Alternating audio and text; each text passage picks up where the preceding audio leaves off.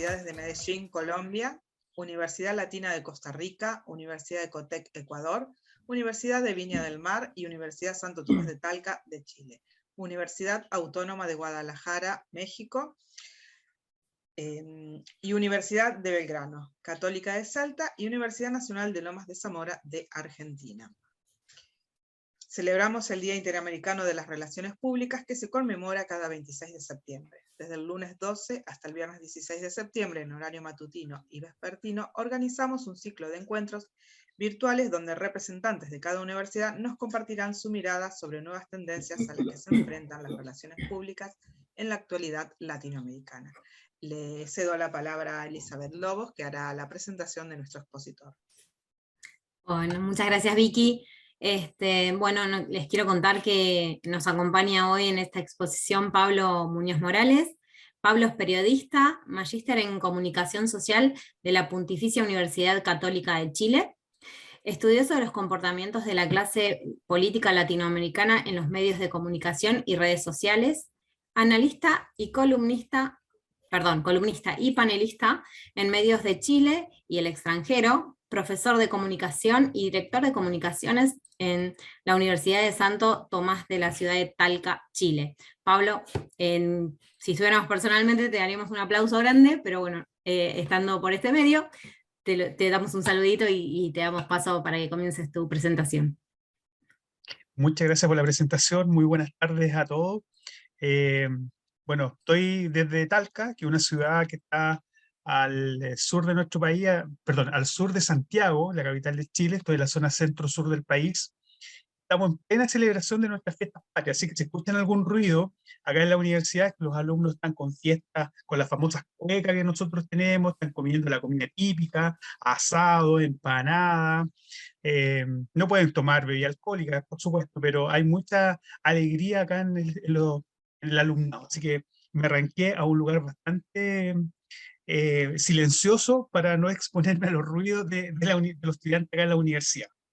Bueno, un gusto para mí, de verdad un privilegio estar acá, gracias a todas las personas que están asistiendo, ahí a Carolina, que está presente, puesto a Elizabeth, a Vicky, a todas las personas y como le comentaba Elizabeth, tengo un muy buen recuerdo de muchas personas, porque estuve en 2019, antes de que comenzara el estallido social en Chile, en octubre del 2019, estuve en Argentina en el Congreso de Alacaur, en la Universidad Lomas de Zamora, y obviamente tengo muy buenos recuerdos, y conocí a muchas personas a quien de verdad estamos con muchos de ellos conectados por redes sociales.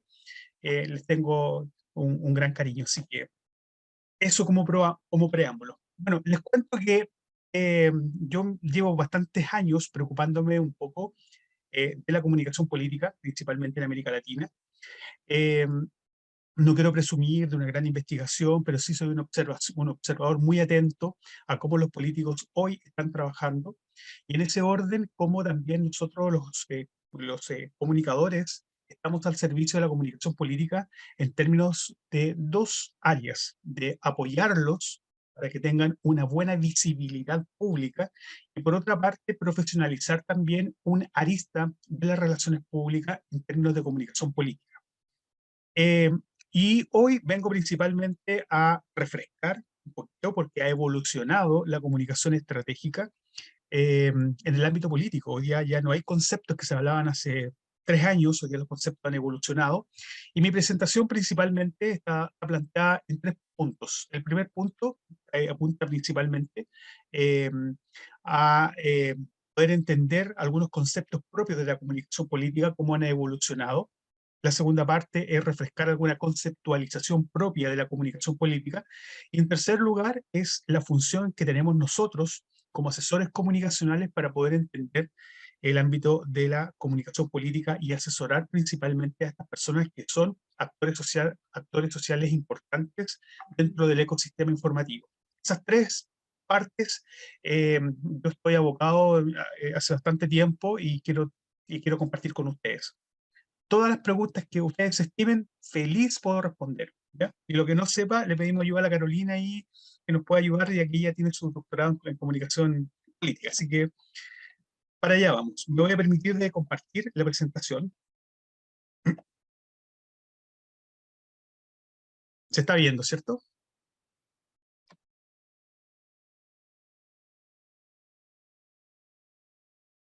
¿Sí? ¿Se está viendo? Pablo, Sí, se ve, Pablo. Sí se ve, impecable. Bueno, para comenzar, yo traigo un video que también lo voy a compartir en esta oportunidad, que de alguna manera va a introducir el foco de la presentación de esta tarde.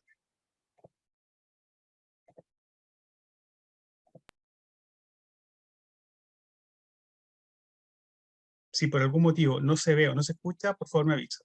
Voy con el video. Dice que viene Obama ahí, ¿eh? Se ve y se escucha, ¿cierto?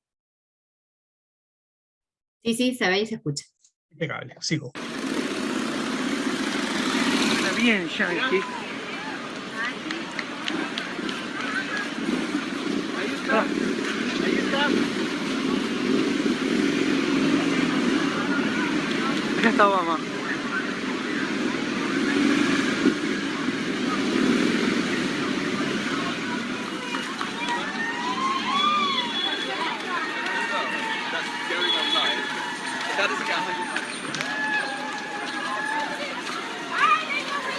¿Lo viste?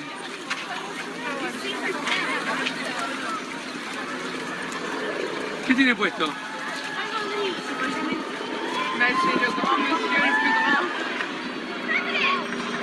Mirá, mirá, mirá, mirá.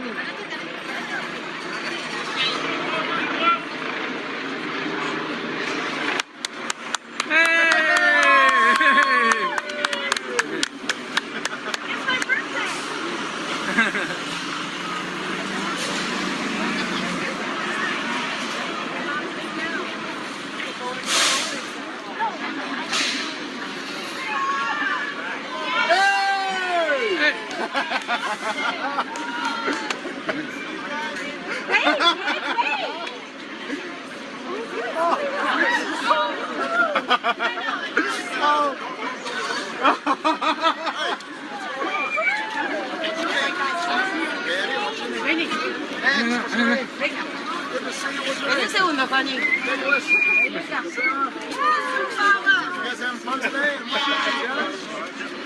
This is Obama. Dang it. Mom. I love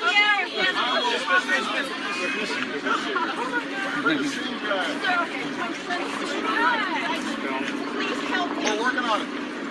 It's so nice to see you guys. There's a good-looking group right here. Welcome to New York.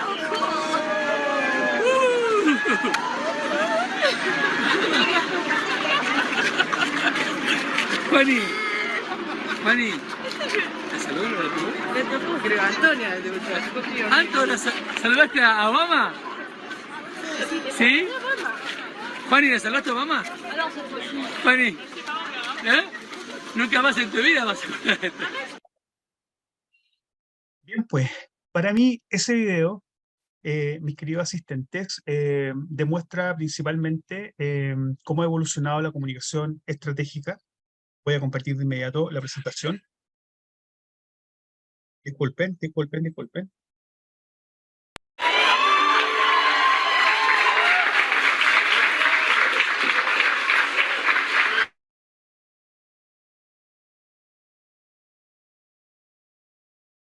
Disculpen, me pasé de largo.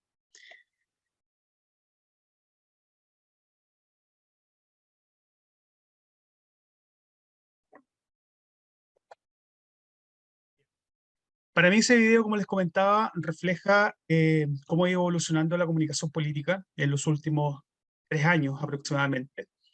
Y nosotros hace un minuto, o en ese entonces, clasificábamos la comunicación política desde el punto de vista de las asesorías comunicacionales con 3 focos.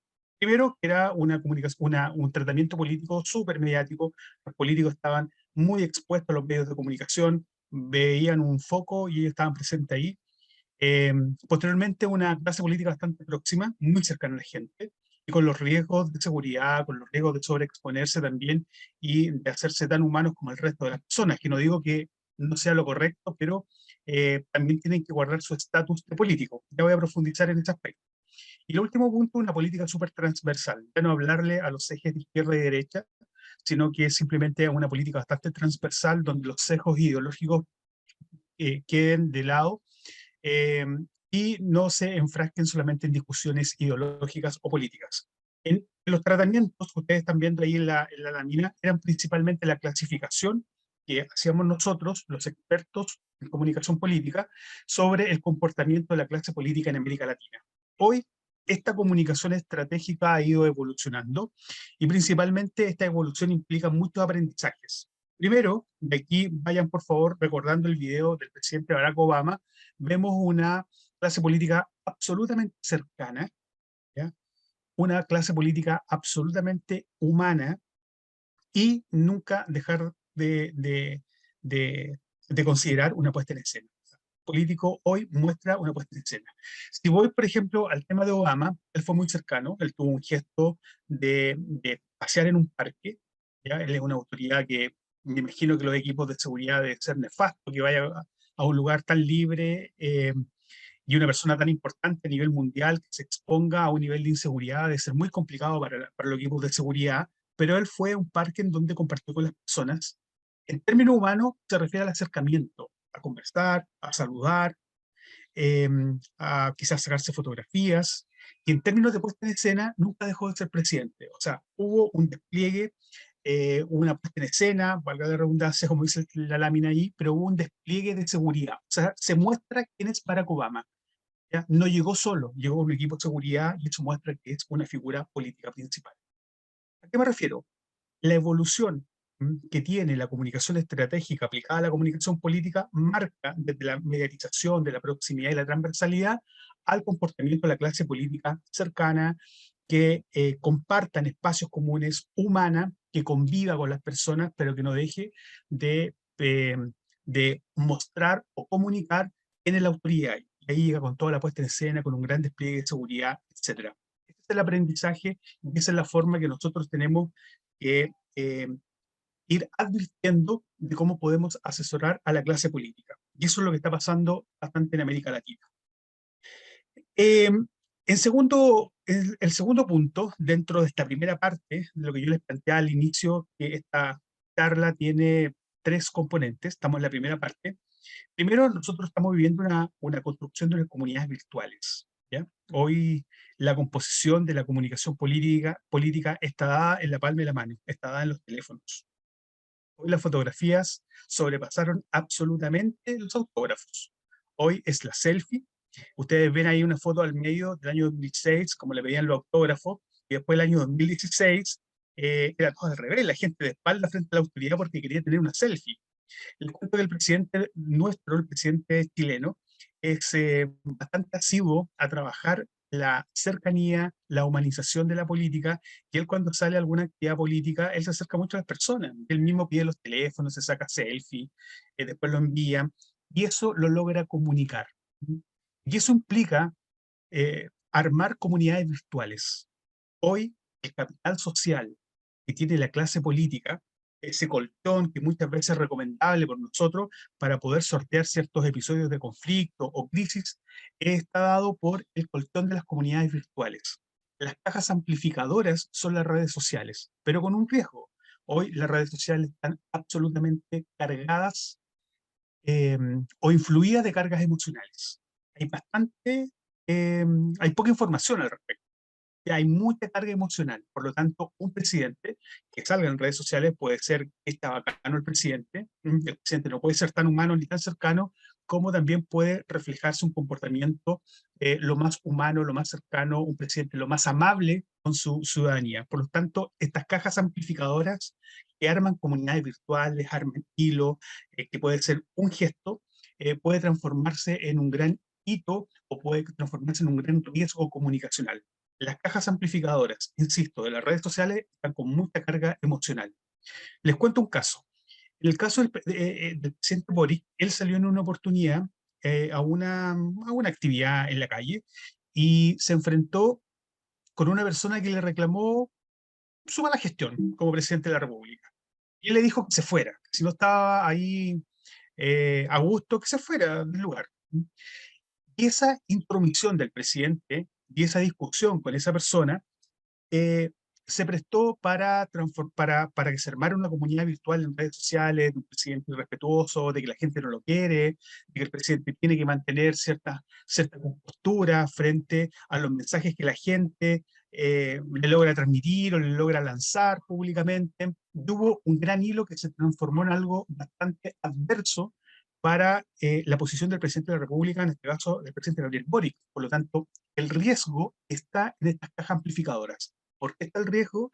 Principalmente porque las redes sociales, en las comunidades virtuales, tienen mucha carga emocional, tanto para bien como para mal. Por lo tanto, hay que ser súper prudente en términos de comunicadores estratégicos, nosotros, para poder comunicar o abordar las diferentes acciones y escenas que tienen nuestros políticos que están asesorados por nosotros. Que hoy, les insisto nuevamente, la política se hace a través de las redes sociales porque queremos llegar a la mano de las personas, de los electores. Y el otro componente que yo quiero armar en estas comunidades virtuales, insisto, tiene mucha carga emocional, se refiere a los mensajes. ¿Qué tipo de mensajes voy a construir para poder impactar en la ciudadanía o en los electores? Primero, ustedes saben que todo tipo de mensajes tiene que ser con códigos súper ciudadanos, que se entienda absolutamente, fuera los tecnicismos, sino que, y la ideología también, sino que mensajes que lo pueda entender todo el mundo. ¿Por qué razón? Porque, insisto, desde el punto de vista de la sociología de la comunicación, la sociedad tiene percepciones a través de los sentidos, y esas percepciones se verbalizan, y eso es opinión pública.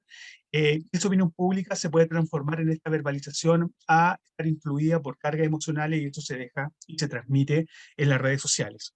Y por último, en actitudes que pueden llamar a funar, en términos bastante coloquiales, a funar en redes sociales alguna figura presidencial por algún determinado acto, etc. Por lo tanto, la construcción de los mensajes tienen que estar súper bien construidos para lograr comunicar el foco de la performance del político. Que recuerden que esos mensajes ya no están construidos por los medios de comunicación, sino que están reflejados en las redes sociales, que tienen mucha carga emocional. Y por otra parte, en América Latina se está viviendo en los últimos 2 años que las pautas de los medios de comunicación se están transformando y están mirando lo que hablan las redes sociales para armar las pautas de los medios de comunicación tradicionales. Eso por una parte. Yo les quería dejar claro cómo ha ido evolucionando la comunicación estratégica. Pasa de la mediatización, de la transversalidad y la proximidad, a lo humano, a lo cercano, a la puesta en escena. Eso tenemos que advertirlo en los respectivos países, y cómo ha ido evolucionando la comunicación estratégica aplicada al mundo político. Dentro de esta misma consideración, quiero ya entrar a la segunda parte de esta clase, que tiene que ir refrescando la conceptualización que nosotros a diario estamos conviviendo en términos prácticos y en términos teóricos. Y el primer concepto al que me refiero tiene que ver con la exposición. Hoy los políticos buscan mucha exposición. Como lo dije en un minuto, ven una luz de una cámara de televisión y ahí están. Tienen una idea, hacen puntos de prensa y convocan a los medios de comunicación para dar sus iniciativas parlamentarias, municipales, presidenciales, etc. Y eso lo ven lo hacen amplificar a través de las redes sociales. Los equipos comunicacionales le dan mucha fuerza a las redes sociales. Y en este tránsito de la exposición, que implica llamar y convocar a los medios de comunicación, en el tránsito de convocar a las redes sociales se produce una sobreexposición. Y la sobreexposición está dado por involucrar a las redes sociales en la transmisión de mensajes o iniciativas políticas. Y en las redes sociales principalmente está el riesgo de lo que conversábamos anteriormente. Ese riesgo puede ser bien visto por una parte, pero también quizás mal visto por otra parte. Por lo tanto, la sobreexposición tiene que, y acá vuelvo nuevamente a lo que comentaba en un minutito, la función de nosotros y el entrenamiento que nosotros debemos tener como comunicadores estratégicos, es que el mensaje tiene que estar súper bien construido y con foco. Que las palabras no se presten para doble interpretación. Vuelvo un poquito atrás, y disculpen que sea un poquito redundante, pero me interesa dejar algunas cosas lo más claro posible en términos de conceptualización o nomenclatura actualizada de comunicación política. La exposición está dada por los medios de comunicación tradicionales, pero cuando sumamos a las redes sociales, con el gran riesgo de la carga emocional que tienen, eso se transforma en una sobreexposición. El desafío está en nosotros, en que esa sobreexposición no resulte tan dañina para nuestro asesorado. Por lo tanto, el mensaje tiene que estar súper bien definido, con foco, y no prestarse a doble interpretación. Si no tenemos nosotros, y aquí vuelvo a la responsabilidad más que al político, sino que la responsabilidad nuestra como comunicadores políticos, si nosotros no tenemos el entrenamiento de la comunicación estratégica, porque acá no basta con ser buenos periodistas o bien formados periodistas o bien formados relacionadores públicos, sino que basta con un entrenamiento nosotros como comunicadores estratégicos en términos de lógica. ¿Ya? Nosotros tenemos que advertir escenarios y eso implica un entrenamiento. Yo a mis alumnos les digo, hoy los comunicadores políticos tienen que entrenarse. No sé si tienen que aprender más o menos, pero tienen que entrenarse en lógica estratégica. Tienen que manejar escenarios, manejar un escenario real, un escenario pesimista y un escenario optimista. Por lo tanto, uno tiene que tener varias variables para ver cómo comportarse frente a determinados eventos que puede causar el político en la calle, en alguna iniciativa, en algún discurso, en alguna intervención pública, etc. Por lo tanto, la saturación de la clase política está dada principalmente por el buen o mal entrenamiento que nosotros tenemos como comunicadores estratégicos en el ámbito político. El comunicador estratégico se entrena con lógica estratégica, ¿ya? Se entrena con escenarios tanto reales, pesimistas y optimistas. Y por último, el tercer componente dentro de este entrenamiento de la comunicación estratégica tiene que estar dada por la información. Tenemos que estar absolutamente informados de todo. O sea, si yo llevo al presidente de la República o al alcalde a una determinada acción social o pública de una actividad, tengo que saber cuáles son los temas que posiblemente le pueden tocar, preguntar o quizás insultar al político, ¿ya? Entonces, implica eso. Implica principalmente estar informados, pero a la vez estar actualizados. Insisto, los comunicadores políticos tenemos que entrenarnos constantemente, entrenarnos en saber dirigir muy bien el mensaje, en tener una lógica estratégica, en manejar escenarios y por ende estar absolutamente informados, pero no basta, también hay que estar actualizados, o sea, actualizar esa información. 3 conceptos que me gustaría dejarlo claro que implican mucho entrenamiento de los comunicadores políticos. La segunda conceptualización dentro de esta triangulación que yo estoy armando, de acá utilizamos mucho de organizaciones, tiene que ver con la imagen. Hoy la imagen se tiene que construir constantemente, porque cualquier episodio, cualquier evento, cualquier situación inesperada, la imagen se puede ver afectada. Insisto, no hay imágenes ni buenas ni malas, sino que hay imágenes afectadas. Y esas imágenes afectadas tienen tiempos determinados, que pueden ser prolongados o pueden ser bastante episódicas. Y esa imagen principalmente está dada por los componentes que las audiencias o los electores tienen. Recuerden que si ese hecho que pudo causar una imagen afectada es significativo, puede quedar en la memoria semántica o en el disco duro de las personas, o si es una situación bastante fortuita, queda en la memoria episódica y eso queda en el corto plazo y después la gente se olvida. Por lo tanto, la imagen hay que cuidarla del político. La imagen ojalá que sea lo menos intensiva, lo menos intervenida y que toque lo menos posible a las personas, ¿ya? Fíjense ustedes todo lo que está pasando con el rey Carlos, Juan Carlos en Inglaterra, luego de la muerte de la reina, y que se ha mostrado en redes sociales a nivel mundial como él se ha sentido incómodo con los lápices, que pide a su equipo que le saquen las cosas de la mesa, porque le molesta ahora firmar los decretos correspondientes cuando asumió como rey. Entonces, imagínense todos esos episodios, ¿a dónde quedan? ¿Quedan en la memoria episódica o quedan en el disco duro que es la memoria semántica? Todo eso, las imágenes se pueden ver afectados. Pero todo ese control lo debemos tener nosotros como comunicadores estratégicos. Cuando la imagen con algún episodio es significativa, tanto para bien como para mal, y si queda en la memoria semántica, que es el disco duro de las audiencias o de los electores en este caso, se transforma en la identidad que tiene el político. Y cuando las situaciones o eventos políticos quedan por mucho tiempo incorporados en la memoria semántica, logran estigmatizar a la clase política y la logran definir en términos positivos o en términos negativos. Y eso está dado por la reputación que la clase política o el político puede tener dentro de su entorno. Insisto, la triangulación de imagen, identidad y reputación está dada por la importancia que le dan a, a las acciones políticas, ¿ya? Y dependiendo dónde quedan esos episodios, para bien o para mal, porque las imágenes se afectan, si queda en la memoria semántica o en la memoria episódica. Y eso va a depender muchísimo esa situación de cómo se va a ir desarrollando la identidad y la reputación, en términos de penetración que tienen las acciones en las respectivas audiencias. Y ustedes saben que la clase política está súper expuesta a conflictos o crisis, ¿ya? Por ahí la bibliografía o la discusión bibliográfica se entiende de que los conflictos y las crisis son inherentes al mundo político, están constantemente relacionados.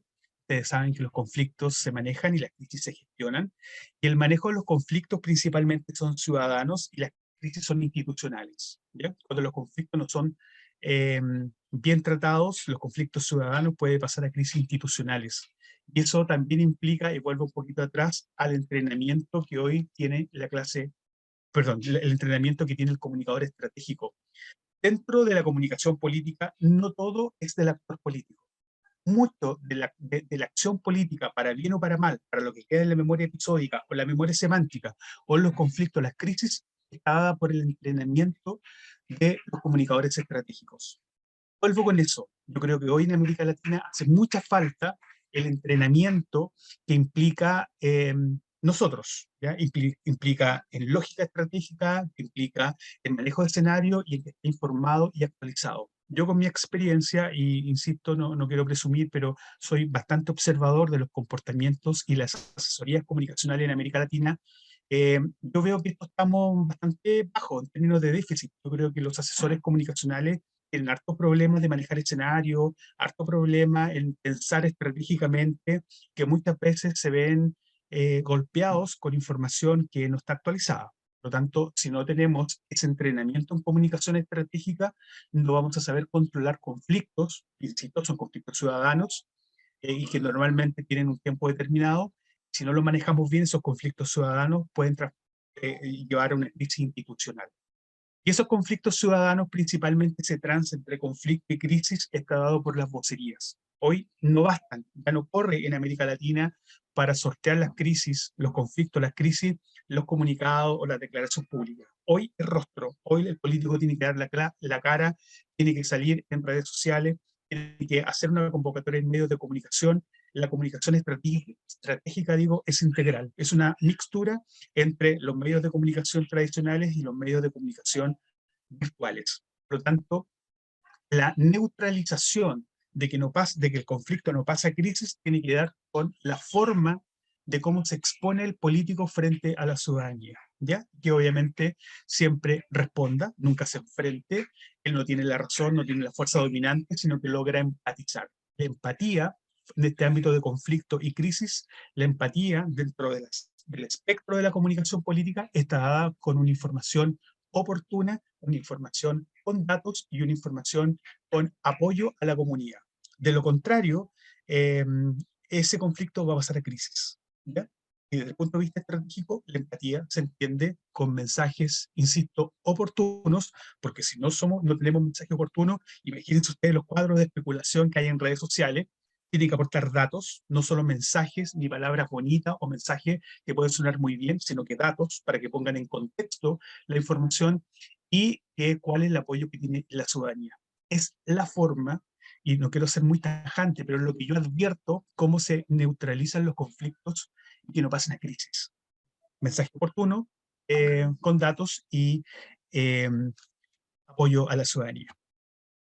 Y los otros conceptos que me gustaría también abordar acá tienen que ver con la confianza. La clase política quiere lograr mucha confianza con sus electores, ¿ya? Y la confianza se gana principalmente por una buena asesoría comunicacional, por un buen despliegue político y por transformarse en un actor social, un actor político y social significativo, en donde tenga súper claro cuáles son las necesidades y las expectativas de la ciudadanía.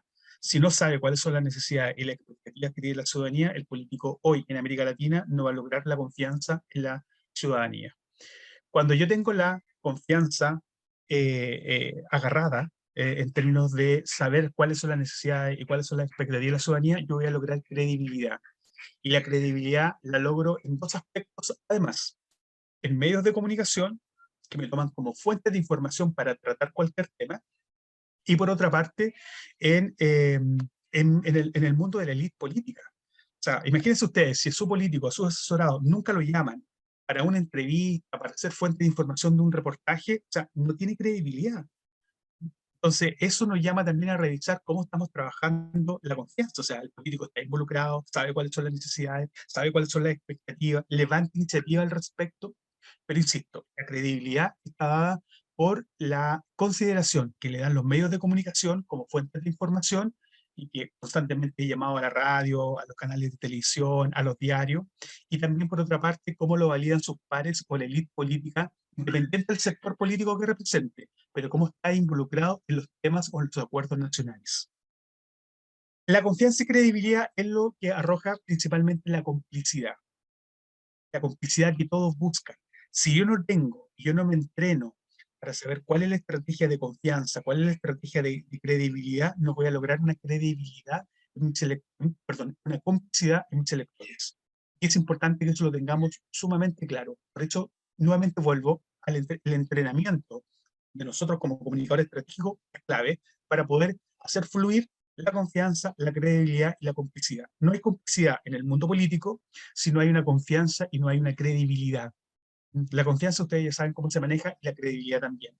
¿Ya? La confianza tiene que ver con necesidades y expectativas, que los conozca muy bien el político, o yo como asesor comunicacional, hacerle un reporte claramente que en nuestro sector, estas son las necesidades, estas son las expectativas, con eso logro confianza. Y la credibilidad está dada por la impronta que le den los medios de comunicación y la élite política. Estos dos conceptos llevan a la complicidad, y la complicidad es el capital político que los políticos tienen, y eso se mide principalmente en las evaluaciones positivas y tienen rédito en las elecciones populares. Esos son los conceptos en términos de segunda parte que yo quería refrescar un poquito, y es lo que estoy advirtiendo que se está manejando hoy en América Latina en el mundo de la comunicación estratégica, pero que más exigencia que le toca al político, nos toca a nosotros como asesores o estrategas de comunicación política. Y bueno, aquí ya entro en la última parte de mi presentación y luego estoy súper disponible para todas las preguntas que estimen, que espero haberme hecho entender y haber sido claro en esta presentación. Las características de la clase política, vuelvo, tienen que ser sumamente humanas. Hacia allá tenemos que entrenarnos, saber qué implica la humanidad de una clase política cercana, que llegue a las personas, que sea igual que el resto, pero que no pierda la puesta en escena. No puedo estar involucrado con las personas, pero dejar claro quién es el alcalde, el equipo de seguridad, el equipo de asesores que tiene un político. El político no puede hablar de todo, ¿ya? El político tiene que estar involucrado en los acuerdos nacionales, en los acuerdos locales, en los acuerdos que le involucran a la masa. La especificidad lo tienen que ver los técnicos, ¿ya? Los ministros, los asesores del alcalde, en sus respectivos departamentos, y tienen cada parte del equipo del político tiene que tener agenda, ¿ya? Lo grande, la masa, el político. Lo demás, la especificidad, lo técnico. Bueno, lo que planteé al principio de la charla, que la comunicación política es una derivada de la comunicación estratégica, y en los últimos 3 años ha evolucionado, pero absolutamente, la comunicación estratégica aplicada en la comunicación política, de acuerdo a esta nomenclatura o a los conceptos que yo le acabo de entregar. Y la comunicación política se entiende, se estudia y se aplica desde el manejo de conflictos, que principalmente son ciudadanos, episódicos, a la gestión de crisis, que pueden no ser tan episódicos, no durar tan poco tiempo, que toca principalmente la estructura. Aquí hay un pequeño ejercicio que es importante, que insisto, yo esto lo mantengo dentro de mi estudio de comunicación política. Es importante nosotros dentro de lo que acabamos de hablar, de esta evolución que ha tenido la comunicación estratégica, de plantearnos cuando estamos asesorando a un político, ¿dónde estamos ahora y por qué? ¿Por qué creen ustedes que estamos en el lugar que estamos? En el lugar si está bien o está mal, y vayan pensando en sus propias lógicas, sus respectivos países, ¿ya? Si son asesores de un alcalde, del presidente, de algún ministro, de algún parlamentario, y muchas veces no es la idea de poder criticar, sino que ¿dónde estamos ahora? ¿Cuál es la posición que tiene el político ahora y por qué? Y ahí empiecen ustedes a jugar y ver cuáles son los detalles o las acciones de por qué están donde están, ¿ya? Y después me gustaría que se plantearan a dónde queremos estar. ¿Ya? ¿Quieren ser figuras nacionales? ¿Quieren impactar en la agenda nacional? ¿Quieren lograr credibilidad en la gente? Y eso implica estar metidos en los medios de comunicación, en ser reconocidos dentro de la élite política. ¿Cómo llegan ahí? ¿Cuál es el tránsito? ¿Ya? Y el tránsito está dado por la confianza, por tener claro, nosotros como asesores, de saberle entregar la información al político y que logra transmitirla con un mensaje clave, cuáles son las necesidades y las expectativas políticas. Y por último, después revisemos, pues, si lo estamos evaluando, lo estamos logrando, o qué debemos hacer para lograrlo, ¿ya? Muchas veces hay etapas en este propósito o en esta línea, y la etapa hay que tenerlas dentro de un ciclo. Los ciclos tienen pasos, hay que cumplir los pasos y luego continuar el resto, pero no colocar desafíos grandes y que no tengan una debida planificación. Todos los desafíos tienen que plantearse en términos de episodios, perdón, en términos de ciclo, de periodos, y esos periodos tienen que ser trabajados, analizados, evaluados y posteriormente pasar a la segunda etapa. Algunas sugerencias en términos de comunicaciones políticas, y esto lo he sacado de muchos comportamientos de la clase política en América Latina en el último año, ¿ya? No dar nada por obvio y hacer explícito el desconocimiento, o sea, nunca mentir, ¿ya? O sea, ustedes saben que hoy las redes sociales nos recuerdan todo, ¿ya? Aquí les quiero contar un caso. Hace una semana nosotros vivimos el primer cambio de gabinete del presidente Gabriel Boric, y estaba un señor designado, Nicolás Cataldo, que iba a ser el futuro subsecretario del Interior, que está encargado de la seguridad pública del país. Este señor, en un tuit hace un par de años, dijo que la policía era lo más nefasta, los carabineros, que la policía es chilena, que había que cambiarla, había que refundarla. Y ese tuit salió a flote en el minuto de que él iba a anunciar, el presidente Boric iba a anunciar el nuevo cargo de Nicolás Cataldo. Y por ese tuit lo bajaron. Y el presidente Boric se demoró 85 minutos, tuvo a la prensa esperando ahí al hacer el cambio de gabinete, porque tuvieron que buscar a otra persona. Y eso no le pasó solamente al presidente Boric, también le pasó al presidente Piñera, que también iba a hacer la designación de un ministro del Interior, y a los 10 minutos tuvo que cambiar el ministro del Interior, porque también había situaciones que aparecían en las redes sociales y que escribieron en algún minuto y que ahora estaban pesando. Por lo tanto, no hay que ocultar ningún tipo de información. Hay que revisar muy bien, porque hoy día las redes sociales a uno lo recuerdan incluso hasta lo impensado. Segundo, ser cauteloso, invertir poco en cada paso con los electores. Yo creo que uno tiene que avanzar, buscar mucha evolución, no tiene que detenerse. Uno tiene que tener dominio, y aquí vuelvo un poquito para atrás, tiene que tener dominio en las necesidades y las expectativas que tiene la ciudadanía, y por lo tanto uno tiene que avanzar, o sea, uno tiene que conducir, ser una fuerza dominante de esa masa electoral, ¿ya? Si yo no tengo esos conocimientos, no tengo dominio en la masa electoral, por lo tanto muchas veces quedo pegado en ciertos temas y no avanzo en el comportamiento que tiene la ciudadanía con respecto a mi comportamiento como clase política. Eso es un desafío de los comunicadores estratégicos. El tercer punto, ser abierto y tolerante para evitar malos entendidos. Y esto acá está dado por un punto que yo siempre trato de decirlo. La clase política siempre debe responder, ¿ya? Y nunca debe enfrentarse. Hay dos clases de preguntas. Hay preguntas puras, ¿ya? Y hay interrogatorios periodísticos. Frente a estos dos eventos de la exposición que tienen los políticos en los medios de comunicación, tienen que ser súper abiertos y tolerantes. Nunca enfrentarse, nunca contrapreguntar a los periodistas, sino que simplemente responder debidamente. Si hay algunos pasos hay que desmentirlo, o que no está informado el periodista hay que decirlo, pero ser súper abierto y súper tolerante. Pero insisto, regla básica, siempre responder, nunca enfrentarse. Y por último, averiguar quiénes están involucrados y cuáles son los intereses. Y eso es responsabilidad del comunicador estratégico de saber, principalmente en los episodios de conflicto de crisis, cuáles son las personas que están involucradas, cuáles son sus intereses, tener informado al político, ¿ya? Y hacerle un entrenamiento también a él con una serie de características de cómo actuar en términos de voceros, porque les recuerdo que las vocerías son sumamente claros, son sumamente estratégicos y precisos al minuto de enfrentarse a un conflicto que tenga un tránsito, una crisis. Hoy los comunicados y las declaraciones públicas no existen para frenar ese tránsito de conflicto de crisis. Lo que resulta en América Latina en este minuto es el rostro, es la vocería. Y por último, y ahora me callo, yo acá les dejo una estructura.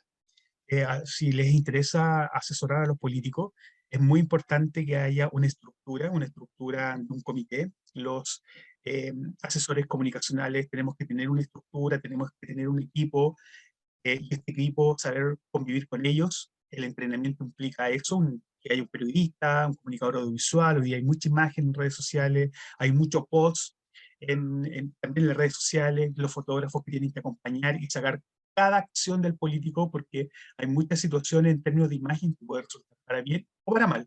Entonces hoy día registrar cada movimiento del político, y el community manager es clave. Hoy hay que transformar hay un vicio acá en América Latina cuando uno maneja redes sociales en la clase política, lo utilizamos como medio de comunicación y no como medio de interacción. Por lo tanto, el community manager es claro, ¿ya? Después de la estructura tenemos el concepto de visibilidad, y acá está el encargado de puesta en escena. Hoy los políticos en América Latina tienen que tener una puesta en escena, una actividad, por muy simple que represente, tiene que tener equipos de amplificación, tiene que tener un pendón, disculpen lo burdo o lo doméstico, pero tiene que haber una puesta en escena que indique que acá está la autoridad, y es un responsable del encargado, ¿ya? Y por último están los contenidos y los soportes. Claro al político, perdón, cuál es la fuerza dominante, cuál es el mensaje, cuál es el foco de lo que hablaba yo al principio, no irse por las ramas, sino que apuntar principalmente a lo que no tenga doble lectura. Después y esto es propio del comunicador estratégico, la edición de contenido y el intencionador de mensaje. Muchas veces los políticos no tienen la habilidad comunicacional en términos de oratoria y en términos de construcción, de lógica del mensaje, y muchas veces dejan los mensajes a medio andar o con doble interpretación. Y ahí está nosotros para poder reforzar en redes sociales los diferentes puntos que a lo mejor no fueron bien abordados o precisados, y ahí tenemos que nosotros precisarlos, porque hoy día los medios de comunicación, insisto, en América Latina están mirando las redes sociales para armar sus pautas. Y lo que yo siempre, los medios de comunicación tienen que tener un híbrido entre interacción, que las redes sociales, y de información en donde están. Hoy los políticos necesitan estar en los medios de comunicación, si no, no van a lograr la credibilidad. ¿Sí? La credibilidad está dada por la consideración de los medios de comunicación para ser fuentes de información con determinados temas, y por último ser referentes dentro de su élite política, ¿ya? Para mí este es el equipo que debe estar presente dentro de una asesoría comunicacional. No sé si es lo ideal o no, ¿ya? Pero yo creo que un equipo que a uno le permite entrenarse, porque nadie tiene la verdad absoluta, no hay recetas de cocina, pero sí hay entrenamiento, hay mucha instrucción, hay mucha convivencia entre diferentes disciplinas. Ni el periodista ni el comunicador audiovisual tienen la verdad absoluta, sino que hay que tener una mirada multidisciplinaria, ¿ya? Y lo que yo, bueno, para terminar acá, lo que yo estaba tratando de decir, que hoy día la comunicación política no puede entenderse sin una de ellas formación en entrenamiento de manejo de conflictos y de crisis. Y por último, decirle a los queridos asistentes que hay que tratar de que los eventos negativos o las acciones negativas de la clase política no quede en la memoria semántica, ¿ya? En el disco duro, sino que quede en la memoria episódica, principalmente las malas acciones, y que puedan de alguna manera ahí olvidarse luego, principalmente con temas muy negativos. Eso, muchas gracias por escucharme, pero traté de transmitir mi experiencia y cómo veo yo la evolución de la comunicación estratégica en el mundo de la comunicación política en América Latina. Muchas gracias por escucharme. Muchísimas gracias a vos, Pablo, por tan magnífica exposición, la verdad. Súper interesante. Yo, ya que me tocó hostear esta charla, me gustaría sacarme una duda respecto de lo que estás contando.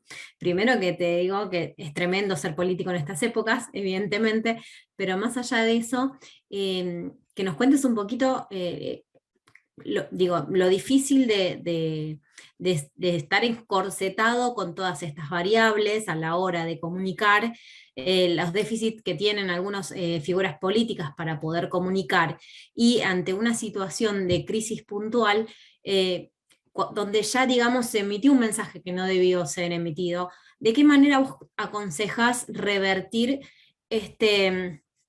digamos, esta crisis utilizando la parte del cerebro correcta para que esta información quede donde nosotros estamos queriendo llegar, ¿no? Mira, acá hay dos puntos clave, Elizabeth. Primero, esto implica no todo la culpa de los políticos. Yo creo que es 50 y 50. Yo creo que mucha responsabilidad de la acción o de las buenas o malas cosas que haga el político tiene que ver con el entrenamiento y la especificidad que tiene el asesor político. ¿Ya? El asesor político, insisto, no basta, y lo digo con todo el respeto del mundo, no basta ser un buen periodista o un buen relacionador público, sino que tiene que ser un comunicador estratégico, que piense con lógica estratégica, que maneje escenario y que tenga actualizada la información. Eso implica también traspasárselo al político. Ahora, cuando los políticos llegan a situaciones de conflicto o de crisis, ahí nosotros nos planteamos, pero ¿cómo lo sacamos de esto? Y hay tres puntos clave, a mi juicio. Primero, que de la cara, ¿ya? Porque el tránsito entre conflicto y crisis no son comunicados, no son declaraciones, sino que ponga la cara, o serías, y que diga la verdad. Y dentro de la verdad, desate el nudo de cuál es el conflicto o la eventual crisis que puede desatar. Tiene que saber desatar el nudo y decir cómo va a conducir este problema que está causando en una ciudadanía, ¿ya? Y frente a eso, pero digo, detenerse poco, o sea, ser súper preciso en eso y avanzar en la planificación, ¿ya? Y esto es lo que vamos a hacer en tal tiempo, esto es lo que vamos a corregir. La palabra corregir es una palabra clave dentro de las comunicaciones estratégicas, y aquí yo me puedo detener un poco más en poder explicarle a las audiencias o a los electores cuál va a ser la planificación y cómo vamos a corregir este nudo que nos causó contracomunicación, ¿ya? Entonces, a mi juicio, tiene que ver mucho con el entrenamiento de los comunicadores en América Latina, y por otra parte tiene que ver con una planificación. Y la verdad, desatar el nudo, como yo digo en términos muy coloquiales, y por último una planificación, y ahí uno puede extenderse y ver cuál va a ser la solución o los campos de acción para poder satisfacer esas necesidades y esas expectativas que tiene la ciudadanía. Muchísimas gracias, Pablo. Y de este modo también abro la posibilidad que aquellos y aquellas que quieran realizar una pregunta al expositor en este momento pueden hacerlo por este medio. ¿Puedo hacer una pregunta? Adelante, ¿Qué tal, Ricardo. Pablo? Pablo, Hola, ¿cómo te va? Ricardo. Muy bien. ¿Cómo estás? A ver, Muy te bien, quería hacer gracias. una pregunta. ¿Vos podés hacerme, desde tu experiencia, un paralelo entre Bachelet y Boric, como para comparar dos situaciones en cuanto a la comunicación estratégica que tuvo uno y que tuvo el otro? Y si hay alguna diferencia, con el tema de género allá en Chile, ¿qué impacto tiene esto en la diferencia de género? Súper, gracias, Ricardo. A ver, Michelle Bachelet viene de un contexto de comportamiento político con convivencia de hombres, en donde a ella le tocó, dentro del Ministerio de Defensa, antes de asumir la presidencia de la República, que tuvo que lidiar mucho con fuerzas muy dominantes, que era el aparato militar de nuestro país, y con todo el peso que tiene el componente militar, ¿ya? Por todo lo que vivimos en los años del gobierno de Pinochet. Entonces a ella le tocó lidiar, ella tuvo ahí una fuerza como político importante, y en ese minuto nunca se cuestionó su condición de mujer, sino que ella demostró un carácter. A lo mejor se sobreexigió un poco más que el resto de un hombre, quizás, que puede ser, pero ella siempre tuvo una fuerza dominante, fue bastante enérgica en todas sus acciones comunicacionales y su convivencia, y lo que mostraba la prensa en ese entonces con el mundo político. Y yo creo que ese fue el factor, Ricardo, que le permitió a Michelle Bachelet ese liderazgo racional, que le permitió a la presidenta llegar a a llegar a dirigir 2 gobiernos en nuestro país. Este liderazgo racional de convivencia lo alimentó, pero dentro del gobierno, con un liderazgo emocional. Entonces hizo la mixtura entre el liderazgo racional, que se ganó créditos en el electorado de la ciudadanía, con el liderazgo emocional. Ella trabajó mucho el liderazgo emocional porque ya había trabajado el liderazgo racional en su periodo de campaña. El liderazgo emocional estaba dado por la complicidad que tenía con sus electores. Llegaba a un hospital, por ejemplo, saludaba a la gente, se detenía, le daba un beso, se veía un bebé, lo tomaba, le daba un beso, sacaba una foto, caminaba en el mundo. Entonces ella trabajó mucho el liderazgo emocional. Cierro Michelle Bachelet y entro en el presidente Gabriel Boric. El presidente Gabriel Boric, yo soy muy respetuoso, Ricardo, de la institucionalidad y del presidente de la República. El presidente Gabriel Boric hoy día tiene un 63% de desaprobación ciudadana, y hay muchas emociones en redes sociales, que porque se lo eligieron, una persona sin experiencia, que no terminó su carrera, que ha sido siempre político, que no sabe, no le ha ganado a la vida, por ejemplo.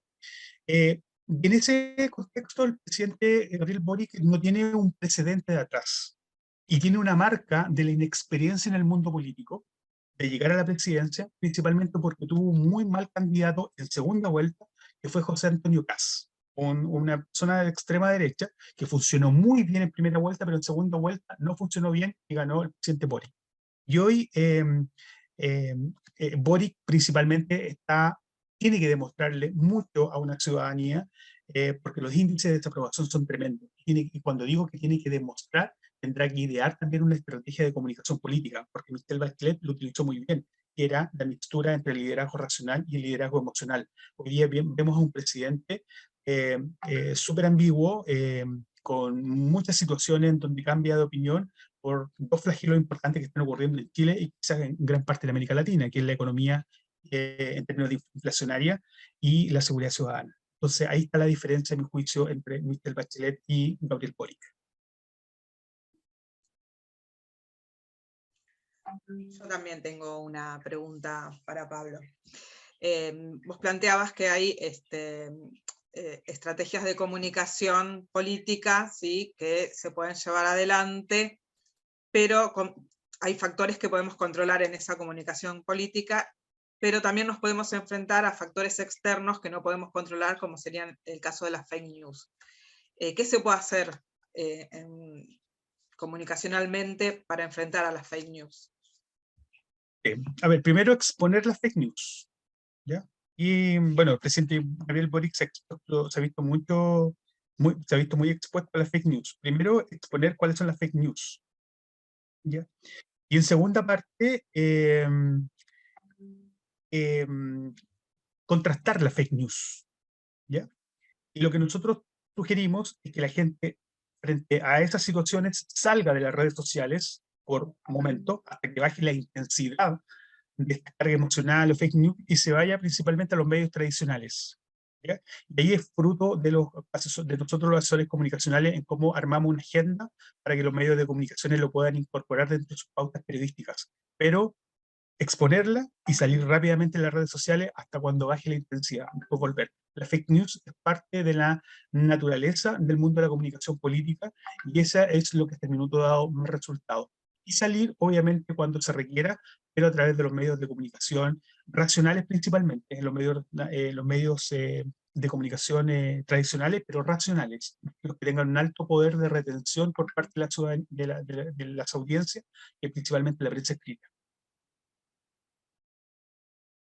Bien, bueno, de nuevo muchísimas gracias, Pablo, por compartir con nosotros y nosotras tu experiencia. Gracias a ustedes por participar de este espacio, y nos volvemos a ver a las 19 horas para escuchar a Karina Ortiz de la Universidad Nacional de Lomas de Zamora con la conferencia Marcas, Reputación y Cultura de la Cancelación.